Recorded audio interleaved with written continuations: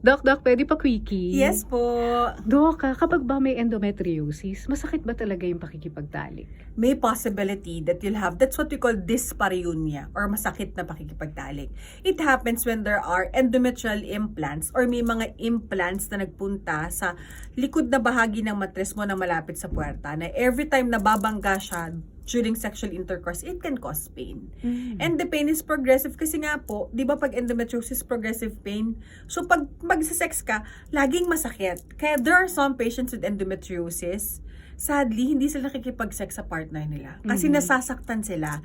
And because the pain is already implanted in their mind, every time they will have sexual intercourse, isip na nila na makakaramdam ako ng sakit. Oh, okay. Wala bang paraan para maalis yung sakit na yon? So that's why we do medical suppression. Mm. So, pag nag-suppress, somehow mabababa ang inflammation or pamamaga, tapos eventually kakayanin na niya. Pero kasi dahan-dahan, tapos syempre ma'am, psychological din di ba? Dahil may trauma ka na, pag may masakit, pwedeng naapektuhan yun. So, kailangan din syempre yung partner, sasabihin sa kanya na you have to be understanding because she has this condition. Tapos yung girl din, kailangan slowly.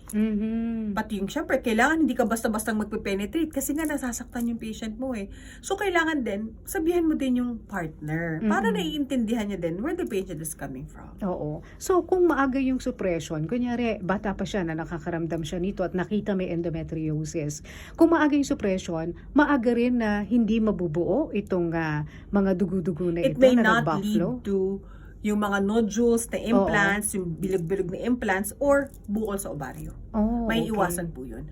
That's why we advocate early diagnosis and treatment to prevent complications. Okay. Thank you, Doc. Thank you, ma'am.